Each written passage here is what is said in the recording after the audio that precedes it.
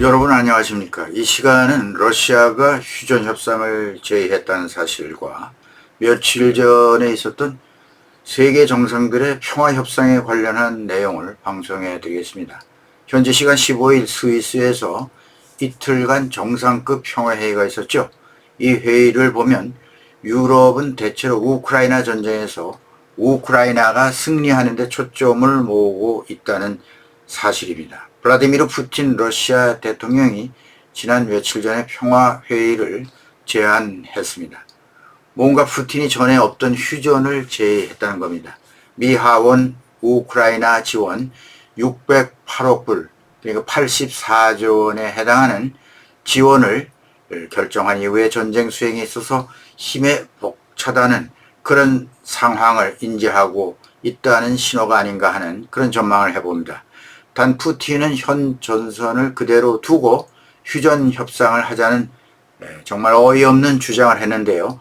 러시아가 강압적으로 합병해버린 영토에서 우크라이나 병력을 철수하고 북대서양 조약기구 나토의 가입을 포기하면 휴전할 수 있다, 이런 주장을 했습니다.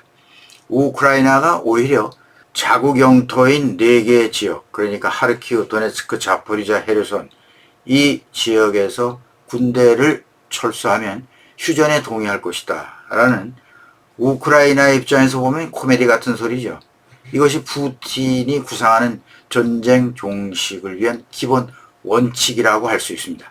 서방 국가 정상들은 어떻게 생각했을까요? 이탈리아의 조르자 멜로니 총리는 러시아 대통령의 휴전 협상은 선전에 불과하다. 푸틴 주장은 마치 우크라이나가 자기 나라 영토에서 철수해야 한다라는 격이라고 말했는데요. 어이가 없다는 반응이죠. 독일의 올라프 숄츠 총리는 푸틴의 이러한 주장에 독재적 평화라는 표현을 썼습니다. 이 회의에 러시아 푸틴은 사실 초청받지도 못했습니다. 이번에 스위스 정상회담에서의 선언은 이렇습니다. 우크라이나의 영토 보존을 재확인하고 우크라이나에 대한 핵 위협을 분명하게 거부한다, 그런 내용입니다. 러시아가 점령한 우크라이나 동남 4개주는 꼭 우크라이나가 다시 반환받아야 하고 핵은 핵으로 대응하겠다는 강한 의지를 이 선언에 담고 있습니다. 미하일로 포돌리아크 우크라이나 대통령 고문은 푸틴의 제안은 완전한 사기며 상식에 대한 모욕이다 라고 일축했습니다.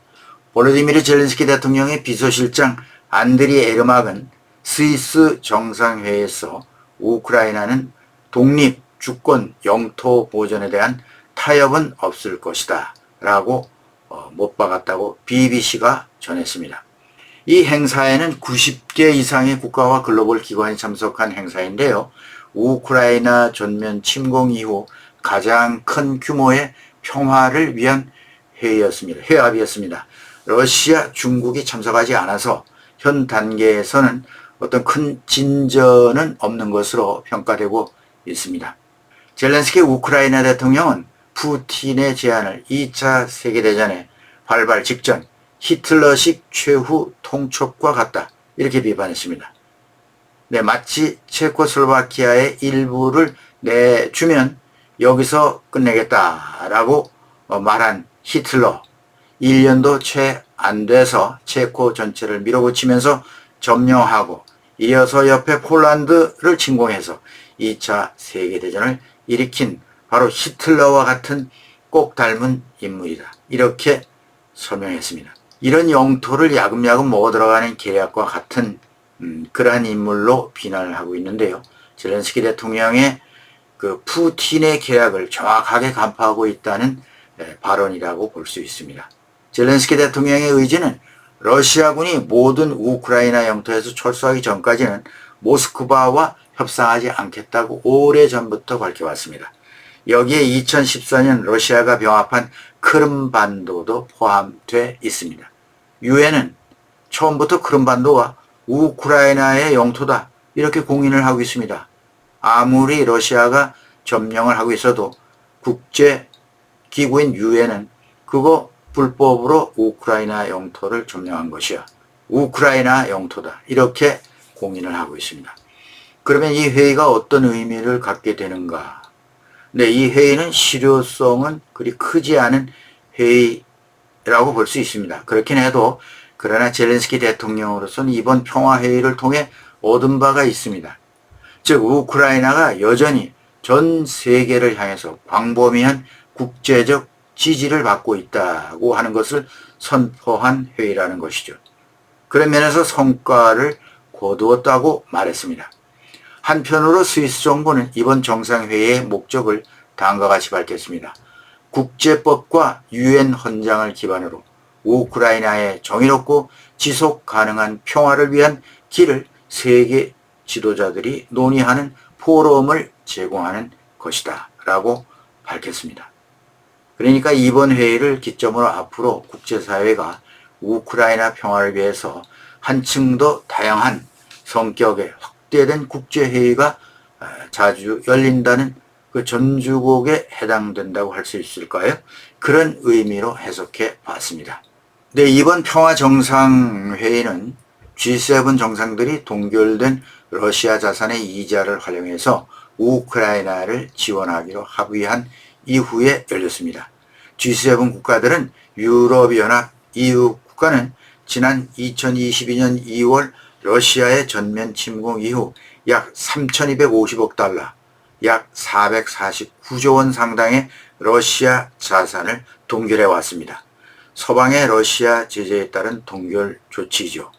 이 동결된 러시아 자산에서 연간 약 30억 달러, 약 4조 원의 이자가 나옵니다. 이 이자를 어떻게 쓸 것이냐? 30억 달러, 약 4조 원의 이 이자는 우크라이나가 국제시장에서 빌린 500억 달러, 약 69조 원 규모의 대출이 있는데 이 대출의 연이자를 갚는 데 사용된다. 이렇게 G7은 결정을 했죠. 이 자금은 올해 연말까지 우크라이나에 도착할 것으로 예상이 되며 우크라이나의 전쟁 및 경제 지원을 위한 장기적인 해결책으로 쓰일 예정으로 되어 있습니다. G7 정상회의 당시 부대 행사로 미국과 우크라이나 양자 간의 안보 협정이 체결되었습니다. 미국은 향후 10년 동안 군사훈련과 무기 등 군사 지원을 약속했습니다. 네, 우크라이나는 이번 일을 두고 역사적인 사건으로 평가했습니다.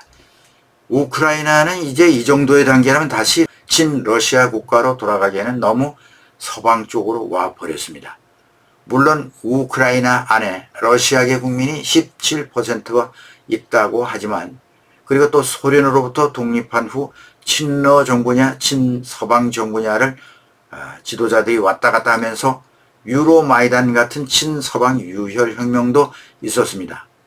하지만 러시아의 우크라이나 침공으로 서방이 러시아의 에너지 공급 차단 등 어려움을 감수하면서까지 우크라이나를 적극 지원하게 되자 러시아가 힘으로 우크라이나를 병합하기에는 이제 요원해졌다는 생각이 듭니다.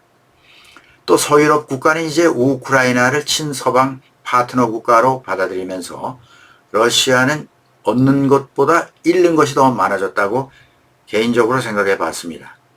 네, 당장 핀란드 등 북유럽 중립 국가들이 중립을 버리고 나토에 가입함으로써 기나긴 나토 국가와의 국경선에서 중립국 시절에는 극한 대치가 필요 없었던 국경선 긴장 문제가 러시아 안보를 위협하게 되는 나쁜 방향으로 변하게 되었다는 것입니다. 푸틴은 아마도 같은 동슬라브 형제 국가인 우크라이나를 무력이 아닌 평화적인 방법으로 잘 구슬러서 설득해서 벨라루스처럼 친러시아 국가로 만들 수 있었는데 하면서 지금 후회하고 있지 않을까 이렇게 생각해 봤습니다.